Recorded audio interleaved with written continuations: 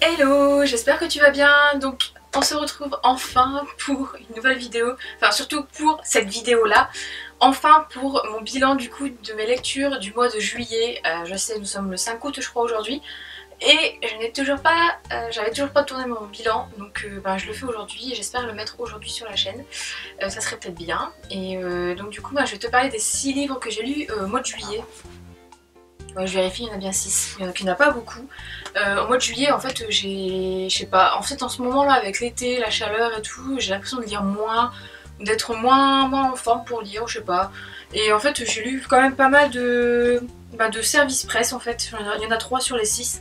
Parce que je m'étais dit que pendant les pseudo-vacances, ce serait de vider un peu ma pile de services presse. Bon, j'en ai pas beaucoup, mais j'aime bien être à jour, etc. Donc voilà. Donc le premier dont je vais te parler, je t'en ai parlé dans un précédent update lecture, à savoir que celui-ci n'est pas encore sorti, donc il sortira après du coup ce bilan. Je pense, j'espère faire ça. C'est Ellie, le tome 3 de la saga Il était une fois de Emma Chase, donc publié chez Hugo Roman. Donc là en fait tu vas suivre la petite sœur de Olivia qui est j'allais dire l'actrice principale, non, Olivia qui est en fait le personnage féminin principal du tome 1, voilà, je t'en dis pas plus. Et donc Ellie là tu vas découvrir son histoire, donc je vais pas te faire de résumé parce que sinon je vais te spoiler, mais tout simplement j'ai passé un bon moment de lecture, je l'ai bouffé en un week-end en fait, à cheval entre le fin juin et début juillet il me semble, donc je l'ai bouffé en un week-end parce que c'était vraiment addictif, etc. Pour moi c'est pas le meilleur des 3 en fait, je m'attendais à ce que ce soit celui-là qui allait vraiment aussi me plaire, etc. Mais c'est pas celui-ci qui m'a le plus plu. Il est un peu en dessous des 2 autres en fait. Les 2 premiers je savais pas comment bien les classer, mais celui-ci il est un peu en dessous, tout simplement parce qu'en fait Emma Chase, j'ai trouvé ça dommage, c'est qu'elle a comment dire, elle a fait des passages en fait un peu, pas épistolaires, mais enfin, elle a fait des sauts dans le temps où tu vois 2 ans plus tard, 2 mois plus tard, etc. Et en fait, ça, au bout d'un moment, c'est trop en fait, il y en a eu beaucoup trop, et du coup ça m'a un peu... en fait, ça a un peu cassé le rythme de lecture, alors qu'en fait, à côté de ça, l'histoire est toute douce et toute mignonne comme les autres premiers tomes, enfin les 2 premiers tomes, donc du coup c'était bien, etc. Mais le fait de partir trop vite dans le futur, ou sinon de pas avoir assez de détails par rapport à certains événements qui se passent, etc. Parce que c'est à cheval sur certaines choses, enfin je dis pas trop pour pas spoiler, et donc du coup, c'est ça qui m'a un peu... qui me fait que c'est... qui me fait dire en fait que c'est pas le meilleur des 3, mais ça reste quand même un tome indispensable à lire pour finir la saga et pour conclure vraiment l'histoire, etc. Et il est vraiment très bien aussi, hein. C'est juste le côté... voilà. Ensuite, j'ai lu en lecture commune avec Anaïs, donc de Books, du blog et du compte Insta Books and Rap, Follow Me Back 2 de Avie Geiger, publié chez la collection R, donc je l'avais reçu au mois de juin. Et je l'avais toujours pas lu, et donc du coup voilà, on s'est dit on va faire une petite lecture commune ensemble pour lire ce bouquin. D'ailleurs j'ai pas encore fait ma chronique qui devrait bientôt, j'espère, arriver sur le blog parce que je suis un peu à la bourre au niveau du blog en ce moment. Mais là tu vas du coup retrouver... ah ouais, je peux pas te dire qui tu retrouves. Enfin si, tu vas retrouver Tessa forcément. Mais voilà, donc bref, ça c'est pareil, je te fais pas de résumé parce que c'est un tome 2 et vu comment se termine le tome 1 avec un cliffhanger de malade, je ne vais pas te spoil celui-ci. Que dire, en fait je m'attendais, j'avais vu des avis très controversés ou des personnes qui disaient qu'il était moins bon que le premier, il était très lent, blablabla.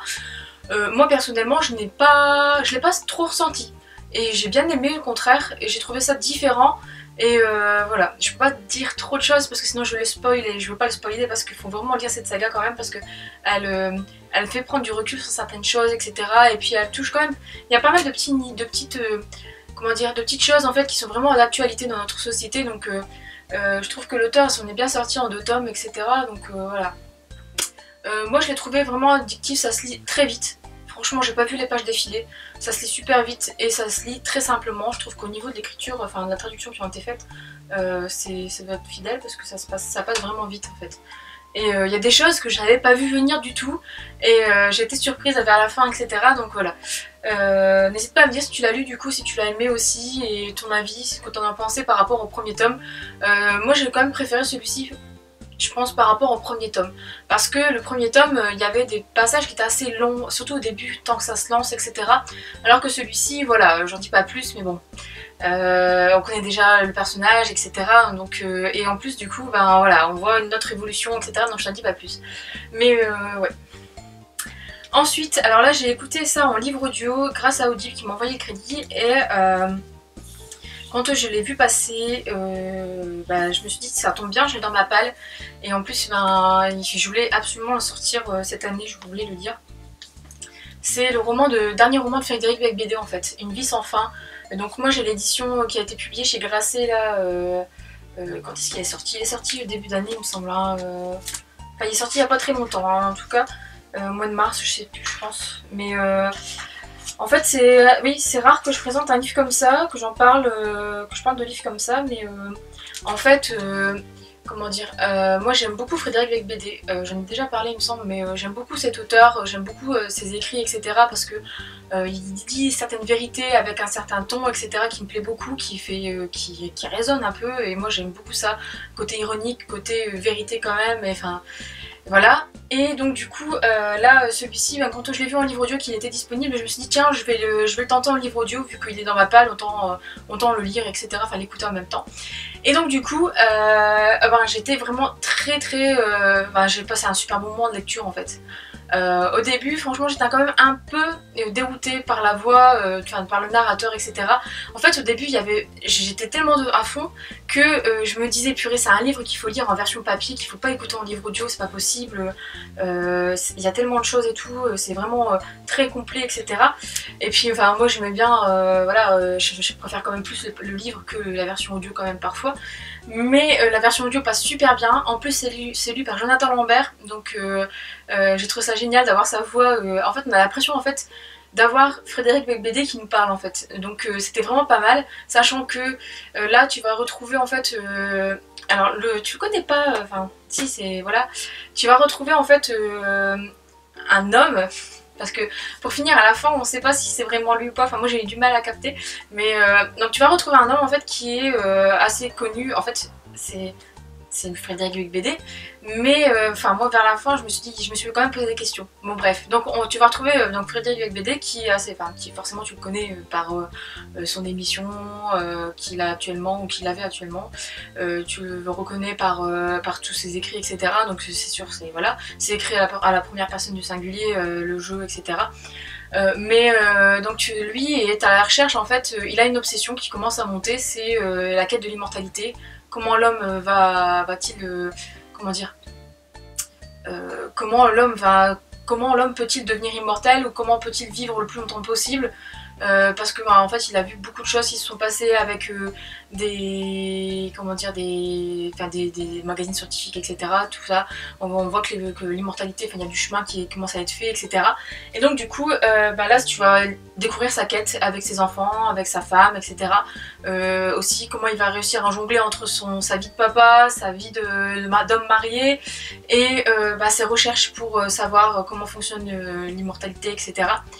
Et moi j'ai adoré ça, parce qu'en fait déjà t'as la plume de Frédéric Beigbeder et d'un côté en fait il a expliqué des faits en fait scientifiques, moi je les ai trouvés assez simples à comprendre, enfin en fait il les a bien expliqués donc je les ai compris et j'ai pas trouvé ça trop compliqué et justement avec ces mots on les comprend plus facilement que si on lisait un essai sur le génome machin machin, voilà.